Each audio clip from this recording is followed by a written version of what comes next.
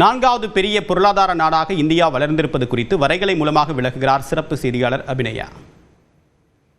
உலகத்திலேயே பெரிய பொருளாதார நாடுகள் என்ற அந்த பட்டியலில் இந்தியா 2025 4வது இடத்திற்கு முன்னேறி இருக்கிறாங்க.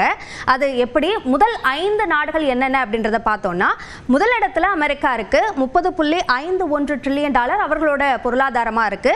அதற்கு அடுத்த நிலையில சீனா $19.23 ட்ரில்லியன் அவர்களோட பொருளாதாரம் இருக்கு. ஜெர்மனி $4.74 ட்ரில்லியன் அவர்களோட பொருளாதாரம்.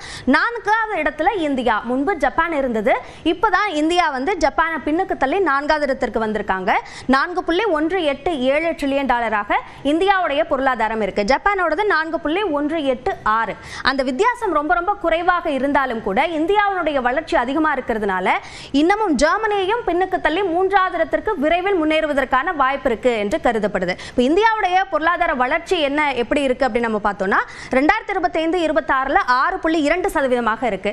6.5% இருக்கும்னு எதிர்பார்க்கப்பட்ட நிலையில ஒரு சர்வதேச சூழல், போர் சூழல், இந்த காரணங்களால 6.2% தான் இருக்கு. இருந்தாலும் இது ஒரு நல்ல வளர்ச்சி விகிதம் தான் என்றும் கருதப்படுது. 2026-27 6.3% இருக்கும் அப்படின்றதுனால அந்த பொருளாதார வளர்ச்சி இன்னும் ஏறுமுகத்துல தான் இருக்கும் அப்படின்னு சொல்லப்படுது. இதற்கான காரணம் என்ன அப்படின்னு பார்த்தோம்னா, 2 முக்கியமான காரணங்கள் சொல்லப்படுது. ஒன்னு, மேனுஃபேக்சரிங் ஹப். இப்போ சீனாவுக்கு அடுத்து ஒரு நல்ல ஆல்டர்னேட்டா இருக்கக்கூடிய ஒரு நாடாக இந்தியா இருக்கிறது இதற்கு ஒரு சாதகமான வளர்ச்சிக்கு சாதகமான ஒரு சூழலாக அது அமைந்திருக்கு அப்படின்னு சொல்லப்படுது. அதே மாதிரி அதிக முதலீடுகளை ஈர்ப்பதற்கான ஒரு தளமாகவும் இந்தியா இருப்பது இந்த பொருளாதார வளர்ச்சிக்கு முக்கிய காரணம் என்று சொல்லப்படுது.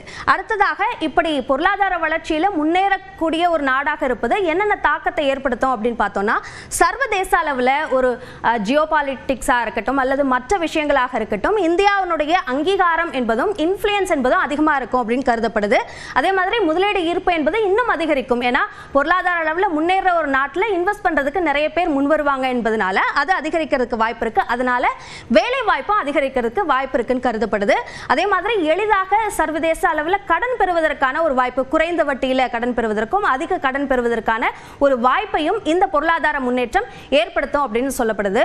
இப்போ அமெரிக்காவிலிருந்து இந்த இந்தியாவுடைய அந்த பொருளாதார வித்தியாசம் என்பது 6 மடங்கு என்றாலும் கூட இந்தியாவுடைய இந்த பொருளாதார வளர்ச்சி என்பது ஏறுமுகத்தில் இருக்கிறது என்பது ஒரு பாசிட்டிவான சைன் என்று கருதப்படுது.